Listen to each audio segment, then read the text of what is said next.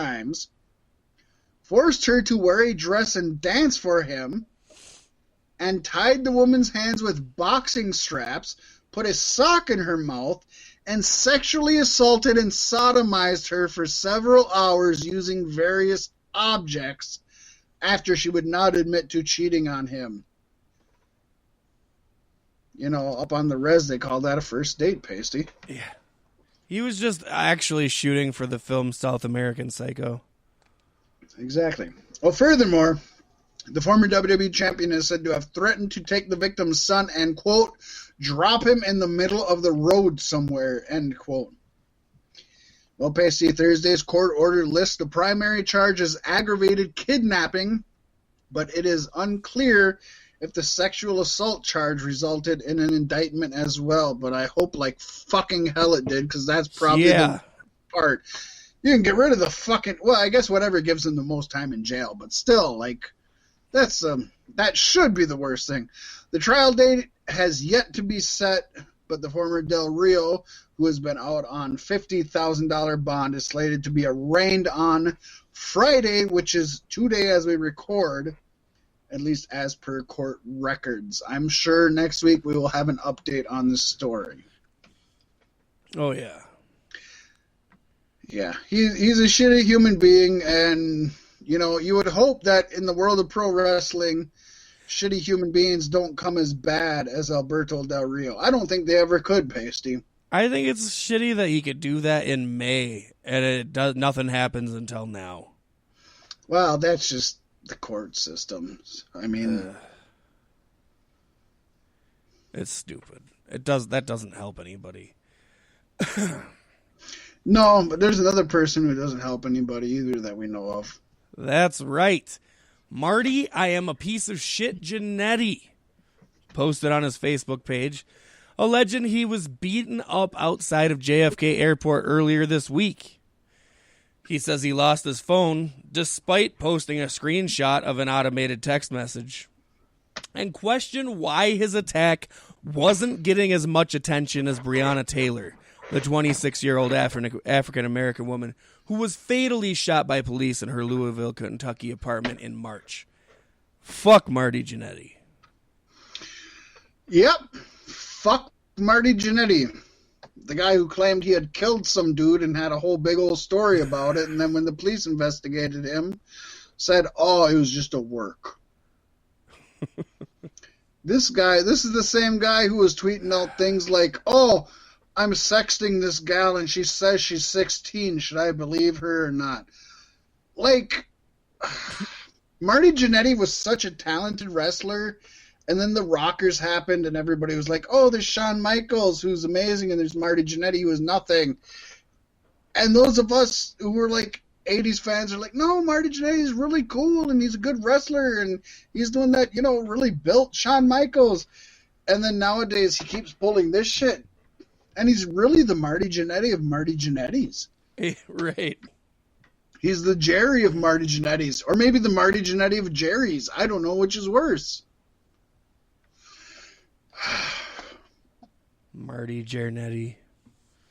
Marty Jerry Nutty. Well, there's another Jerry who we got to talk about. And we don't know how Jerry he is yet, but he admits he's at least somewhat Jerry. And you know what? He's less Jerry for admitting he's somewhat Jerry. Yes. And I've said Jerry enough. Took him a long time. Well, that's true. Let's be fair. Probably his lawyer's doing more than his. Yeah. Which is smart. But we're talking about old Jerry Jack Gallagher, who has made a public statement on the speaking out allegations and his WWE release, saying, quote, I didn't release a statement initially because it didn't feel like the right thing to do at the time. I've now taken time to process what has happened and would like to respond. In 2014, at a New Year's Eve party, I met a young woman, and my behavior towards her was inappropriate. As this party was nearly 6 years ago and I had drunk quite a large amount of alcohol that night, I do not recollect what happened. I wish to make it clear, though, that drinking is not an excuse for my behavior that night. I want to express my deepest regrets, and I am genuinely sorry for the upset that I have caused. Following these allegations, I proactively contacted the head of WWE Talent Relations to take responsibility for my actions, as I was aware that the woman who made the allegations and I had both attended the same New Year's Eve party. This isolated incident is not reflective of my behavior and attitude towards women.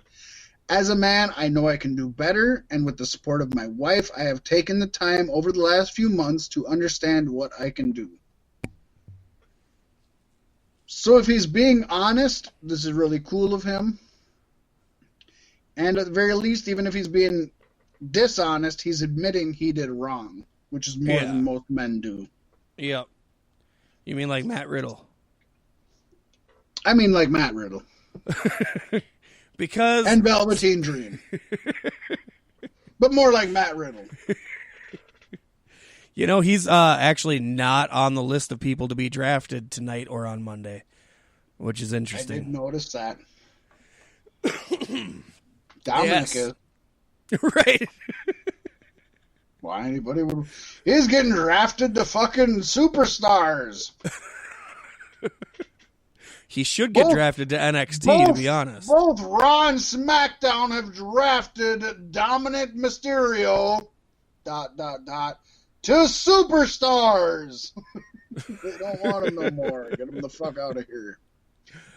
Matt Riddle. What the fuck happened with Matt Riddle?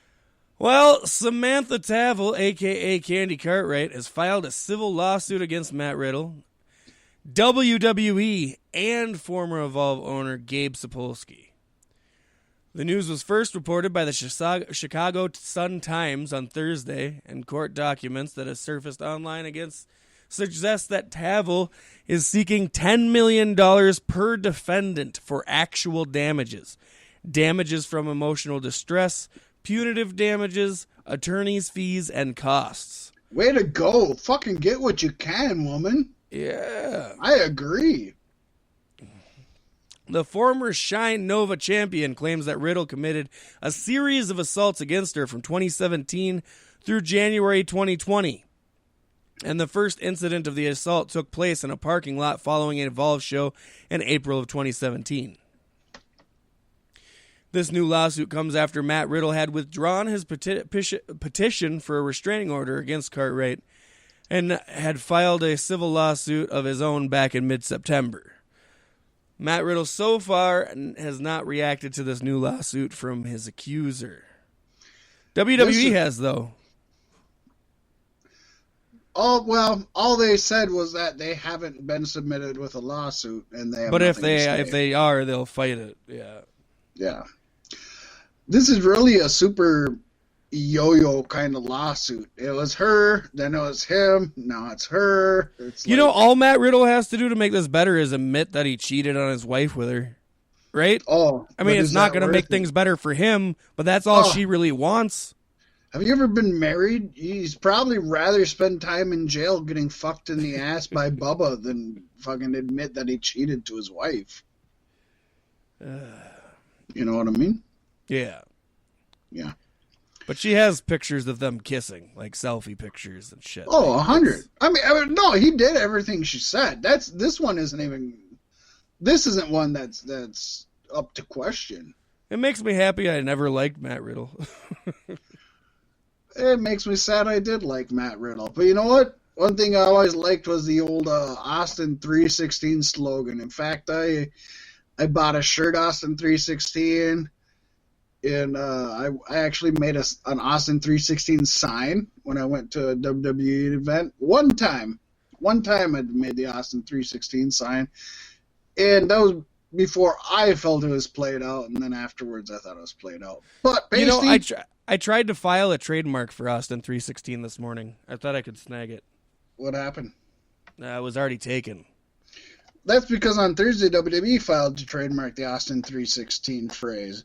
That's a phrase that, of course, was made famous by Steve Austin at the 1996 King of the Ring pay-per-view when he was talking about his victory or his victory over Jake the Snake Roberts. The use description notes that the name was first used in commerce in late January 1997, which was just days before the 97 Royal Rumble, which, of course, Austin won by just throwing tons of people out and just sitting in there waiting for more people to come in. Yes. I hope Steve fights him for this, because this should be a Steve one, but I do understand them trying to file it. It makes sense. It's a smart business decision on WWE's part. He's still doing the quote-unquote podcast on the WWE Network, too, so it's like... Right. I'm sure WWE kind of, like, muscled him into it, like, oh, yeah, you got your show on our shit, we gotta own your copyright still. That could be, and they maybe even paid him for it, you know what I mean? Yeah. They probably did. They probably paid him a good sum for it. It's Steve. So. Of course they paid him. They paid him. Yeah, there you go. Yes, they did pay him. Let's say that.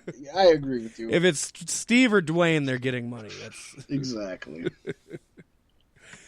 Yes. That's not all, though, Fat Mac. WWE filed for several trademarks related to the new Capitol Wrestling Center as well.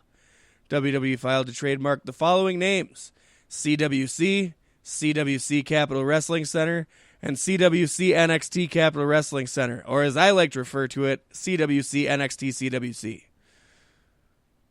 The following use descriptions were filed with the United States Patent Taming Officer. I almost had it. And trademark offices. You almost had it. U.S. Patent Trademark Offices. There you go.